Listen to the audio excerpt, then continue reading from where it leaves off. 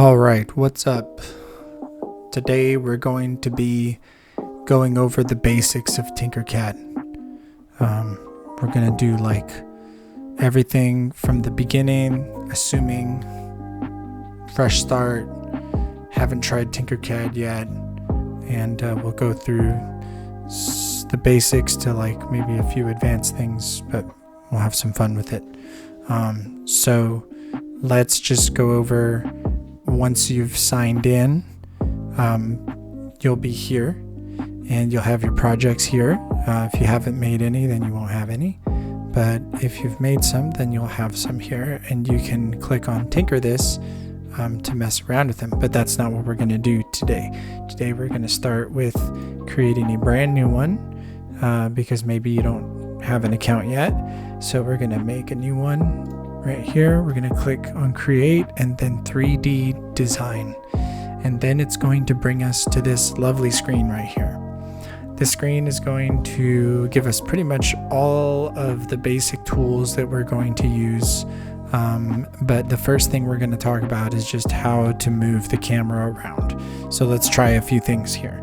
The first thing we're going to do is we're going to right click and hold that down, and then we're going to move our mouse around, and that's going to let us look around.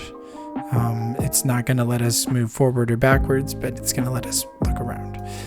The next thing we're going to try is using our middle mouse button. We're going to click it down, and then we're going to move our mouse, and that is going to have us pan the camera. So if we use things like rotating the camera and panning it with the third thing I'm going to show you, which is zooming in and zooming out, which we do with our mouse with our mouse wheel. So we'll zoom in and out and in and out and in and out, and we'll turn it and we'll pan it. And that's going to be how you look around this plane here. So this blue square here is our work plane. I have mine set to millimeters. You can change those things down here in the settings. I didn't know you could change the background color. Let's see. Oh, wow. Fun. Okay. We're going to change that back. Okay, so in settings, we're not going to mess with too much here. I use metric most of the time. But if you want to use imperial, you can do that too. The majority of the world uses metric. That's why I use it. And the other thing you can do here is you can set the width and length of your work plane. You can set it like, let's say if you have a printer that can print 220 and 220, which is like an Ender 3, you can close your settings and then it'll give you 220 millimeters each way. So your bed will look the same as your printer bed, and that way you will design things that you can actually print and not things that are not going to work, or at least you'll know that they're not going to work before you do that. Okay, so hopefully you've not fallen asleep yet, and so let's get started by dragging some shapes in. Okay, so we're going to take a box. You bring the box in. It is a box that measures 20 millimeters tall. I know that because I put my mouse over here on this one that's raised up, and then I'm going to look at the corners here, and we're going to see 20 and 20. So this is a 20 by 20 by 20 cube. You can move it around by clicking on it and dragging it. Notice that you get these numbers here as you move it around, which can be pretty nice if you want to move it a certain distance or you need to remember what you did. You can also line it up with these grids here, and that can be very helpful too if you're trying to do certain things with it. If I want to move it up off of the work plane, I can click this black caret right here at the top. I'm going to click and hold that, and I'm going to drag it up, and I moved it up 15 millimeters. If I want to move it back down, I can click it and move it back down 15 millimeters. I can also move it down into the work plane if I want to. And if I want to just put it back onto the work plane, I use the hotkey D. All right, so hopefully you've been able to follow along with most of that so far. So let's keep going. So what we can do is when we click on this corner, it'll keep these here, and we can change these values to different values. So if I wanted to do a 30 by 10, then I can change that. If I want it to be 15, I can change that. Alternatively, I can also click on it, grab these with my mouse, and I can move them up and down. Or I can grab one of these and I can move it this way. And notice it will only move in the direction I grabbed it. Same with this one. It will only move in that axis that I grabbed it. If I grab one of the corner ones, I can move both. Okay. Cool. So that's the basics for resizing it. Let's take it and we're going to change it back to 20 tall, and we're going to change it back to 20 by 20, which is the original square that we had to begin with. Now let's take another square. This is the grayed out square. So this grayed out square is a hole. This one is a solid, and we can look at that over here on the right side. You'll see solid and you'll see hole. So in order to combine these together to create a result, maybe I'll lift this up a little bit here and we'll push it into the block, and I will click on this one and hold shift and click on the other one, which will allow me to select both.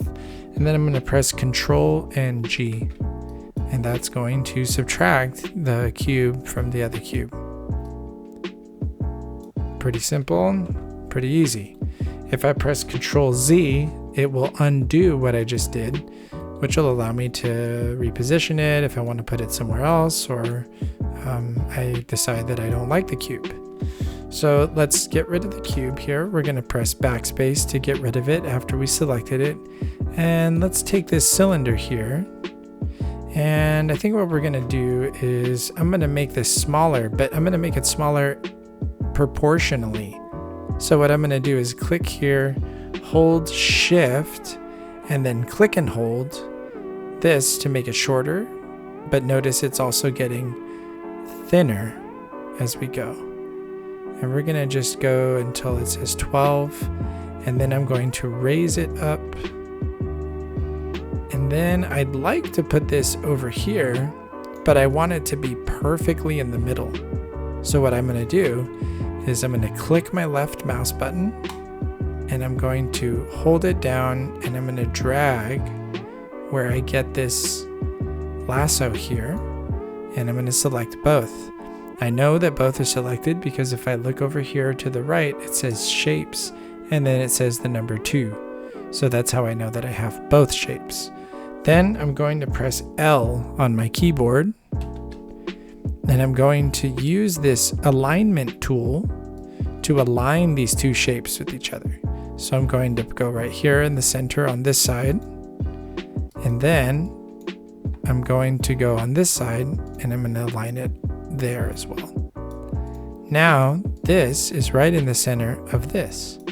And if I take my lasso one more time and I do Control G to group them, I get a nice hole cut out of this square. One thing you could use that for is if you were making some sort of building block, you could use these holes and have the inverse of this, which would be maybe something like this.